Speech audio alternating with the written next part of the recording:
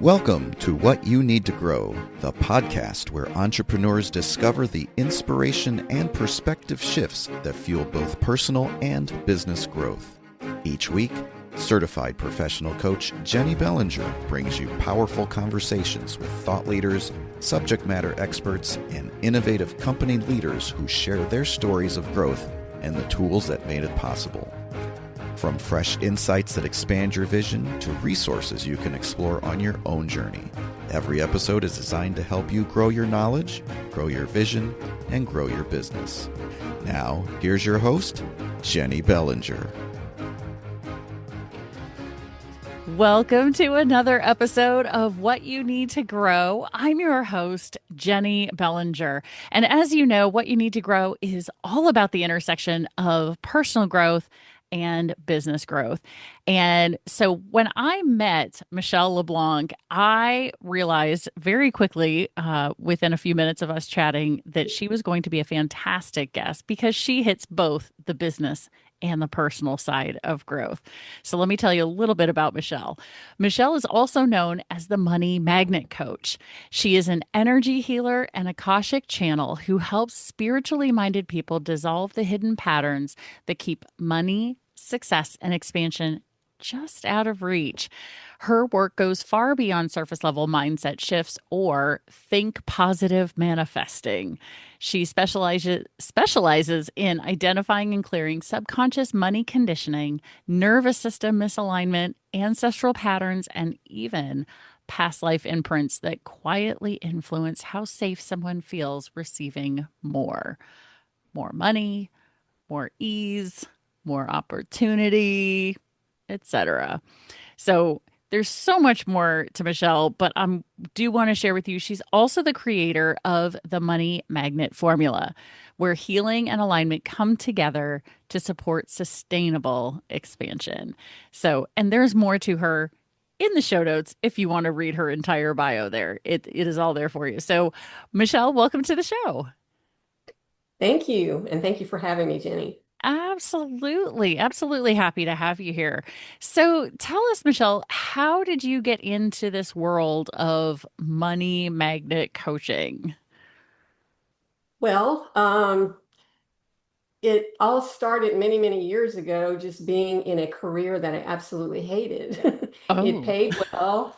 Um, it paid the bills. It was stable. I had, great salary, great benefits, but I hated it. I didn't believe in it. So I was always like, this is my work box. But then I had all these other interests in, spirituality and neuroscience and, mindset and law of attraction and crystals and herbs and all the things.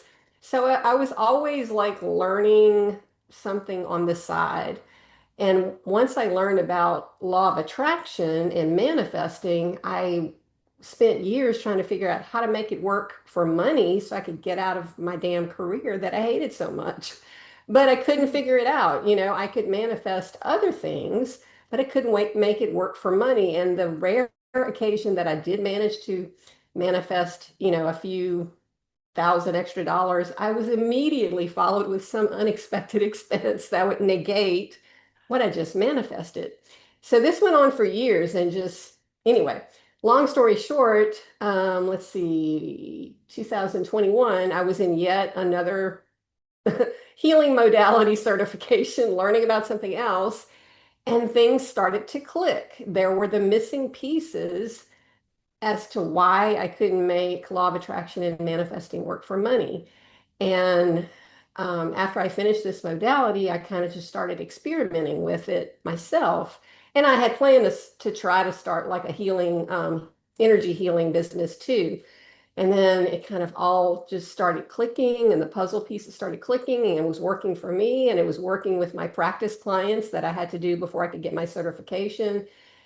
And it just kind of all downloaded like this big picture of all the different pillars and all the different layers of why it wasn't working. And, it just kind of snowballed over time. And once I could figure out and articulate the actual pieces, that's when I created my money magnet formula and my methodology. hmm. So Okay. So what was the modality that made it click for you? Um, it was um, it was a healing similar to Reiki, but a Okay. different type of energetic healing. But part of that curriculum was learning about the Akashic Records and accessing my past lives and a little bit of ancestral imprints and money traumas that we inherit from our ancestors, kind of like DNA, but it's energetic. So those were the two big things Yeah. was missing. I had done the mindset stuff. I was studied neurology and neuroscience for years. I know the nervous system inside and out. I had, done all of my, calming of the nervous system, but that was only half of the quote formula. Okay. I was missing the ancestral part and the past life part. So when I healed those for myself, things started to snowball, and then I started helping other people doing the same. That is so fascinating. I've heard of the Akashic Records before. I think the first time I ever heard of it, I was on the marketer's cruise and somebody said that she reads the Akashic Records. And I thought she literally meant like there's a book because she didn't explain it, right? I had no idea. And then another friend of mine recently posted that she just recently got trained in doing that. And I was like, okay. And then I met you and I'm like,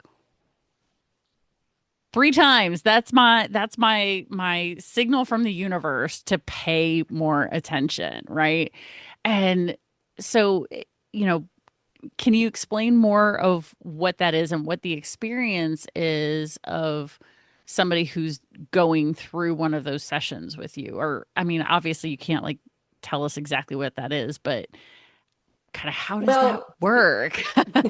You the know? Akashic records are, for lack of a better explanation, sort of like an energetic library and sort of Okay. like energetic books on different important things that have happened to you over multiple lifetimes. So everything around, let's say, your health.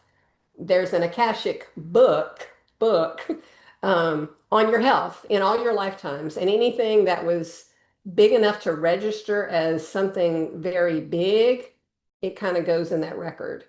And Okay. same thing with money and abundance, same thing with relationships. And they're just like these different like volumes or books, but it's all energetic. It's not an actual book. Right.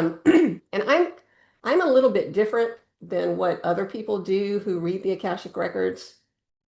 A lot of people who do that make a whole session out of just the Akashic records. I don't do that. I go in, I figure out exactly what that one lifetime was that this thing happened that you've been carrying for lifetimes forward, including this one that's blocking your money and abundance.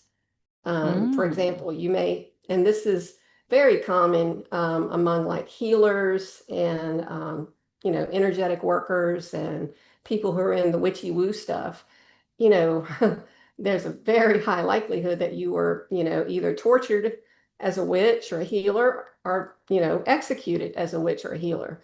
And today, that may show up as, you want to start your business, you want to become present on social media, but every time you have an opportunity to like show up, do a live, be a guest, you find a reason not to because you don't want to be seen. You don't want to be known for your gifts because that other lifetime got you killed. Or, maybe you got your Okay. tongue cut out at some point in a past life, and it's very hard for you to speak your honest truth because you got your tongue cut out. Things like that. That is Um, so interesting. yeah, or like, maybe you were very successful and had a lot of wealth or money or the equivalent of money at that time, and you picked or chose the wealth over your family and you lost everyone you loved. So you made a vow, I will never be wealthy again. Well, guess what? Even though you say you want to be wealthy in this lifetime, it ain't happening because you made that vow to yourself all those other lifetimes ago.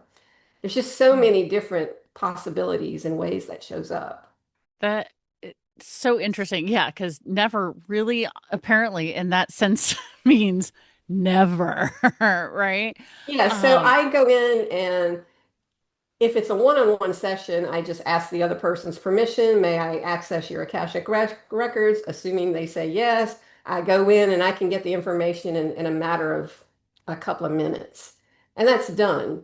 That's all I do with the Akashic records. And then you take them through a process of releasing it, cutting the cords and contracts, collapsing and rescinding any vows you made to yourself or with someone else.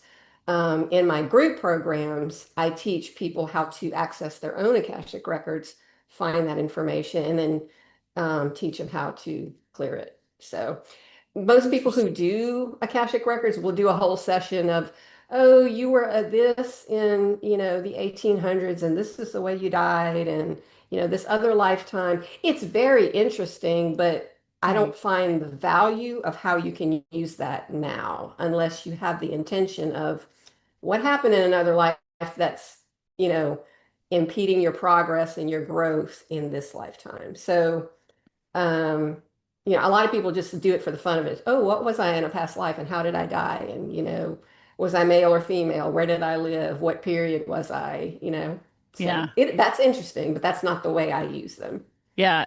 And that's so funny you say that because, anybody who knows me well knows and has known me for a long time, and I mean a long time, will tell you, 20, 30, 40 years ago, if you talked to me about past lives, I was like, yeah, right. Whatever. No.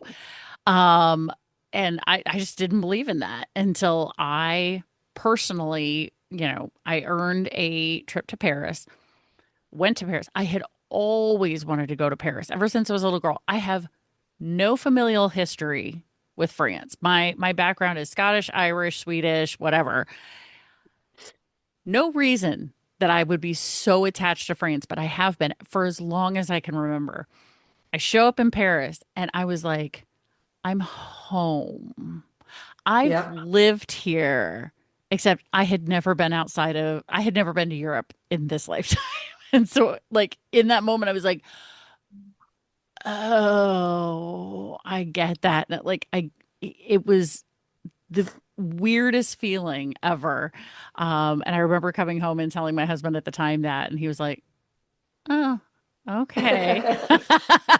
You know, and, but now knowing, at least through my own experiences, um, there's a lot of things going on in the world that we can't explain that based on what we've been taught from, whether it's typical religion, public school, whatever, we're not introduced to these ideas and it's not really Right. discussed as something that could be, stopping you from moving forward, you know, to where you want to go. Like you can see the thing that you want, like envision it, but you can't get there and you don't understand why it feels like you're on a hamster wheel, you know, instead of actually, out there running towards your vision. And this could be something that is impacting somebody.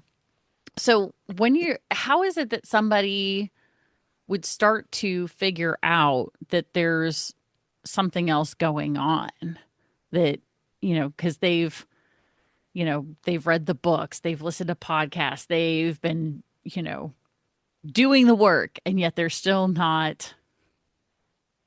Yeah, and there are different levels to that. Some people are just into the manifesting tools, or, they're working on their shadow work or their dark side, or, what they Yeah. perceive to be the negative things about them. So they've done that, or maybe they've worked in their mindset. Maybe they do the affirmations. Maybe they try to always see the glass half full, and, have the gratitude journal and all of these things that people do and try, not only for money, but just for self-improvement. I want to be a better person. I want to be the best that I can be. I want to show up in the world as my best self. And either they intuitively feel it and know it, or no matter what they try, they just can't break beyond a certain level or ceiling, or, what they're doing is only getting them so far, but there's something else that's holding them back. Excuse me. Mm, Um, and that was me. I knew mindset and neuroscience and the nervous system inside and out, but I still couldn't get, so I could only get so far because I didn't know about the deeper levels, um, of the ancestral stuff and the past life stuff. Um, but usually it's just a process of going through the motion of the different tools and the different lectures, and either you know it innately or intuitively, or you can just see just by what's going on in your life, I still can't break through this ceiling. Something's holding me from, getting above that. Right. Like you mentioned before, you would in your own personal life, you would, manage to through the law of attraction and manifestation, bring in a few $1,000s and then something would happen, that Yeah, the required car you would to, break down, or yeah, something with the house, or, an unexpected tax bill, and whatever. Um, yeah, there was always, and ironically and amazingly, it was almost to the dollar of what I had just manifested. that is Within, I don't know, like if I manifested $2,000, I have an expense for like 1,876 or something, very close. right, right. So how, because now I'm wanting to get into like, how does that work? Like, how is it that something from a life that you maybe had in, I don't know, 1876 or 1400 or caveman days. I don't even know. How is that impacting what somebody's experiencing now, especially if there's so like some of those things feel like outside of you and what you're doing? Like, how is it that you manifest $2,000 and now you have a car, you know, mechanic bill for $1,800? Well, it's kind of like, I call it your money max set point. Um, Okay. all these things that hold you back are kind of like a blueprint that guide, what you could possibly make. And we all have patterns of self-sabotage, whether it's um, something like you don't even realize you're doing it, but, maybe I didn't get my car serviced, whatever time I was supposed to, and it went on and on, and that's why the big repair showed up, because Okay. I subconsciously didn't do the repair. And so, whatever it was, or I didn't service the HVAC unit in my house, and that's why that went out. Or, um, maybe I chose the wrong partner because on some level I knew he would rob me blind and take all my money. Or, um, I say I want to do such and such, but I sabotage myself and I won't show up on video, or I won't apply for that job, or I won't ask for the raise. It's all subconscious, and it's Hmm. also your nervous system that, once you try to do the thing, you should do the thing, but either your subconscious limiting beliefs or what you believe about money or what's possible, or your nervous system won't allow you to hold on to it. Okay, so let's dig into that because my background is in psychology. Okay. So I I love to bring the woo and the science together, Me right? too. Um, so let's talk about the nervous system and how that's playing into it because I if anybody's paying attention to anything going on right now, your nervous system is going a little wonky, probably just from that. Um, but how is it that you're working with, you know, not only somebody's, Akashic records, but also their nervous system? Like, are you teaching tools, activities? How does that Oh, operate? yeah. Yeah, I do a lot of emotional release, emotional freedom technique. I do a lot Okay. of breath work. for those who are interested, journaling and meditation. Um, I give a lot of different tools. You don't have to use all the tools. You just pick and choose what resonates with you. I go into working with crystals. I go into working with tarot and oracle cards, um, all sorts of things. Yeah. But yeah, so your nervous system and your energy, your vibrational frequency can only hold on to so much. And if your nervous system is fried, that level is going to get lowered and lowered. So let's say you want to make $1 million, but your nervous system is not able to hold on to that. You will never be able to make $1 million, no matter what strategy you're using, what marketing you're using, what platform you're using, or not just business, but if you work for someone, no matter how many degrees you have, no matter how many times you apply for the job or ask for the raise, it's just not going to work out because your nervous system and your subconscious mind will keep you tethered until you break free of that, and then you can start climbing up. Mm. Yeah, on my other podcast, I interviewed a gentleman named Jordan Adler, and he in one of his books he told a story about how he was sitting and having breakfast at the beach one day, and he noticed there was a pelican, and there was something tied around its ankle, Hmm. and it had gotten attached to one of those like um, pier poles, Hmm. holding up the pier. And the pelican kept trying to fly away, and then the whatever was stuck to its ankle would pull it right back, and it would find its way to the top of the pier pole, sit there for a minute, and then go try and fly away, and it just kept getting stuck.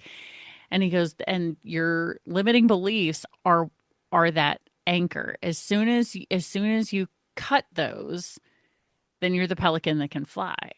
But the Yeah. thing is he didn't know how to tell us how to cut the limiting beliefs, right? He was just like, you gotta figure that out. And so it sounds to me like through what it is that you're doing with people, you're helping them to be able to release that piece that is keeping them stuck in that same spot.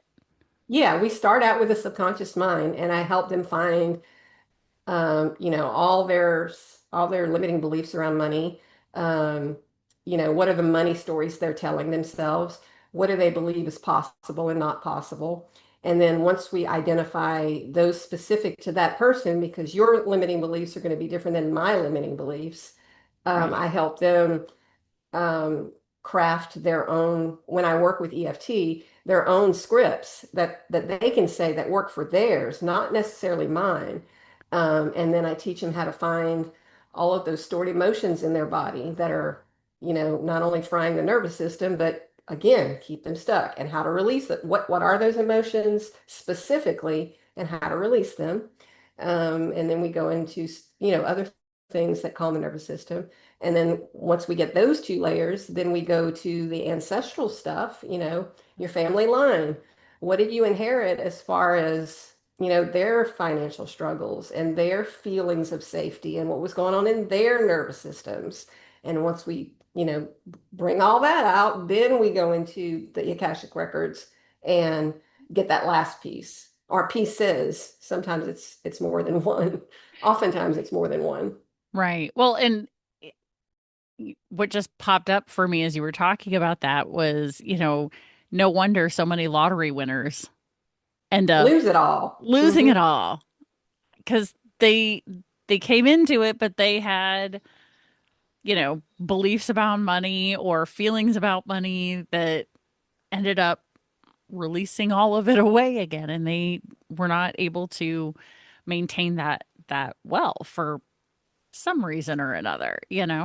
Um, Yeah, I mean it's the story of, like manifesting a few $1,000s and then getting the unexpected expense just on a much bigger level. You won a prize of millions of dollars, but mhm. again, you're going to inadvertently, subconsciously sabotage yourself until you lose it all, unless you work on those tethers or anchors holding you. That pelican analogy is great. I'm going to borrow that. Yeah, go for it. I mean, not my story. So, but it is such a great analogy. I mean, and what's interesting too is, if you ever paid attention to horses, right, and Mhm. the way they train horses, I've seen. So one of my friends works with horses, and when she's training the horse, she trains it so that when she's not working with it, but she's needs it to stay in one particular place, she'll take the rein and then she'll wrap it around a post, and the horse stays there. Well, then eventually all she has to do is lay it over the post and the horse won't move. Mhm. And it feels like when you've had enough of these experiences, eventually you just stop trying.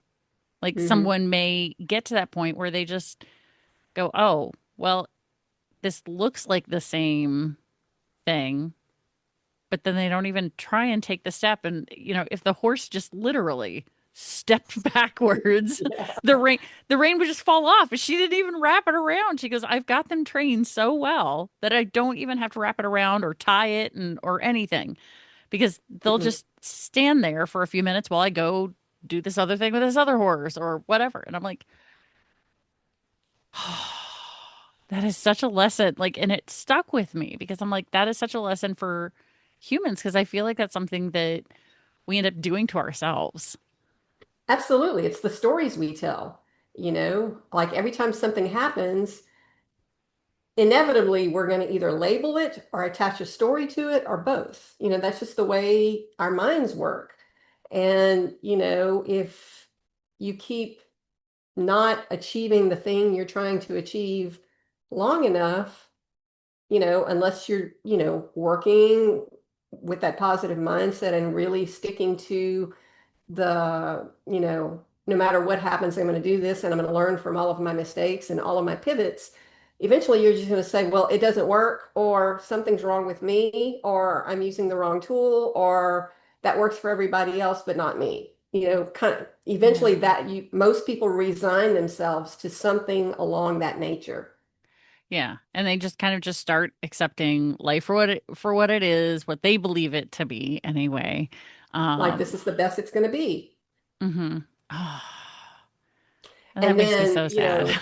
yeah, and then along the whole like personal level, then we start attaching, I'm not worthy, or you know, I'm not good enough to achieve that thing, or I'm not smart enough to achieve that thing, or I'm not lovable enough to achieve that thing, or, a number of other things that we Right.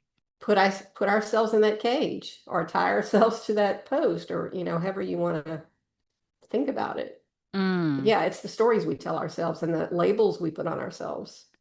Oh, I definitely agree with that. I mean, it's something that I have worked through on, like, in my romantic life. Hmm. I had a less than positive boyfriend experience in college, and by the time I left him, um he had really negatively impacted me. I mean, not physically, not to downplay the emotional and verbal things that were said. Um, but it really had an impact on me, and it took years to unwork and undo all of that, to the point where eventually, I started learning about manifesting and and I went, okay, so now I need to do something about this, and so I made out my list, did the thing, and it worked. But now that you're talking about the Akashic Records, I feel like, well, he and I had this agreement because I've been told by people that my fiance and I are twin flames. And so kind of makes me go, oh, I wonder if did we make an Well, agreement to find each other, you know? yeah, and the agreements we make with people can go both ways. And you can make an agreement with someone to find each other lifetime after lifetime because we have this love that's so great. and we're going to lift each other up. Mm. But you can also have agreements with people like, I'm going to treat you like shit so long and for so bad until you finally wake up and heal this thing and you say, okay. And then, then you meet that guy in this lifetime and it feels like crap. And Yeah. but maybe y'all had an agreement to do that so you could heal this, that, and the other, so you can eventually meet the next person, the person you're really supposed to be with. Right. Well, whatever it is, I'm with him now. So I'm good. Good. I'm with the good one now. No, and I find this is, I feel like you and I could talk about this forever. Um, but moving from the, what you're doing with people in on the personal level. And obviously the financial side can have an impact on somebody's business as well then, right? Because if somebody has a self-limiting belief or an agreement that they've made with themselves subconsciously or consciously this lifetime or in a past lifetime, that's going to limit what they're able to do moving forward in their business because if they can't receive money, success, um, visibility, being able to be seen. I mean, oh my gosh, the number of people who I talk to, being a podcast coach, the number of people are like, oh, I don't know if I can do that. And I'm like, well, good luck at succeeding because if you can't be seen, uh, you know, that's how you become Yeah. successful in business. You have to have enough people who see you and know what you do to be successful. Yeah, and that goes both ways. It can be, you're trying to start your own business and, you sabotage yourself because you don't want to be seen or you don't want to speak your truth. Or if you're working for someone, it could be show up as you don't ask for the raise or you don't apply for the job that you really want because you feel like I'm going to keep myself small for whatever reason, so I don't have to be seen, so I don't have to be judged by my family, so people don't think I'm being snooty because I'm making all this money, or people are going to think I'm selfish, or it shows up a lot of ways. And of course, the three biggies that in everyone's life is relationship, health, and money. And whatever happens in one affects all three, you know? Mm. Um, and then back to the business side, if you're afraid to be seen and speak your truth, imagine not only will you not show up on platforms to be seen like we are on camera right here, but even if you're one of those faceless brands that all you do is put out, messaging and words, your words are going to be watered down because again, you don't want to speak Hmm. your truth because that's going to get you judged, or it might be a little controversial, or who am I to say such and such? And what will people think if I say, the thing that I truly believe?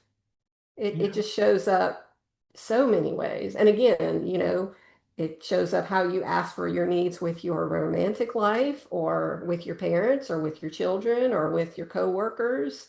Um, it shows up not taking care of your health. It's just a big ripple effect. Yeah.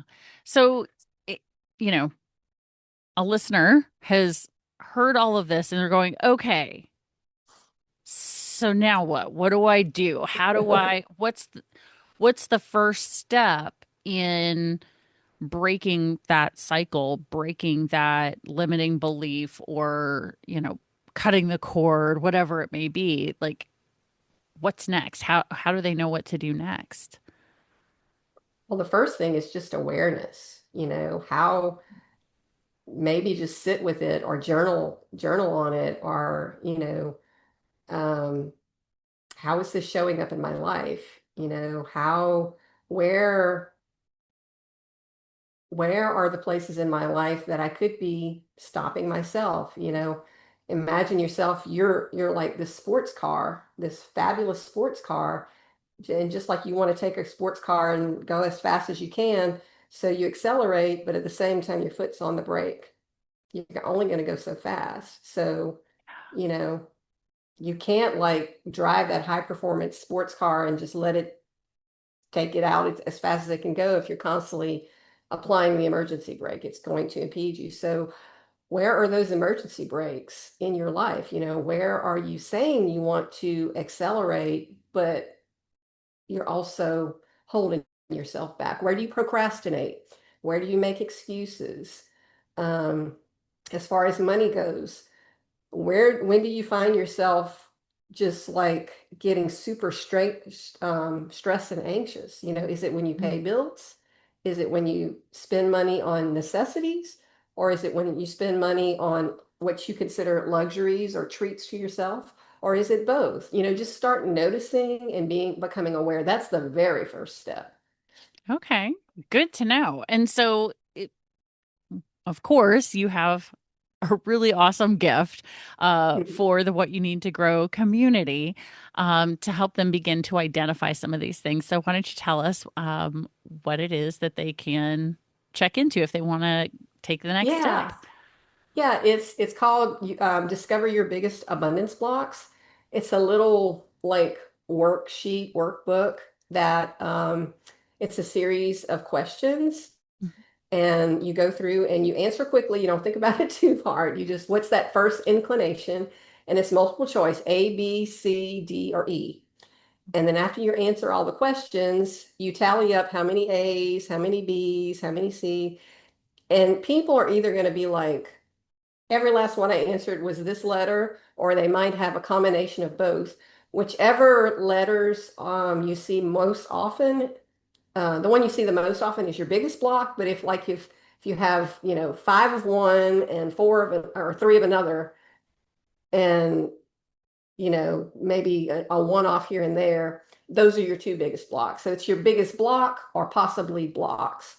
And then I go through, if you got mostly A's, this is what this means. And I give you like a little journal prompt and maybe a somatic exercise to kind of like practice. So it's just a very starting point to see where you are and what's your biggest blocks. And it doesn't say like, is this subconscious? Is it ancestral? It's just, what is the block? Right. Is it, I'm like, one of the biggies is scarcity.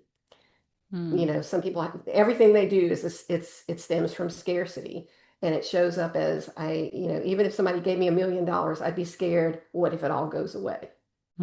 So, but yeah, it's a little workbook.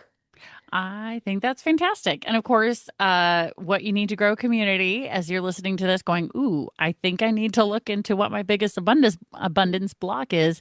The link for this is in the chat rather than us try and spell the whole thing out and you have to worry about like typing it all in. Just grab your phone as long as you're not driving. Click on today's episode, scroll under Michelle's picture, and there you will find the link directly to this Discover Your Biggest Abundance Blocks workbook, where you'll be able to work through that and start your next piece. And then, of course, I'm sure she's got her contact information there if you want to take a future step with Michelle as well. So, Michelle, this has been so fascinating. Thank you so much for sharing what you do, because I get the sense that some people out there are going, okay, it's that time. I'm done trying to fly away and getting yanked back.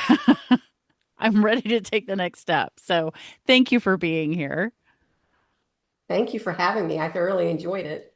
Oh, awesome. I am so glad to hear that. And of course, What You Need to Grow community, stay tuned for another episode because you never know what you'll need to grow. Thank you for listening to What You Need to Grow. Be sure to follow the show on your favorite podcast platform or subscribe to the YouTube channel so you don't miss a single episode. Want updates straight to your inbox?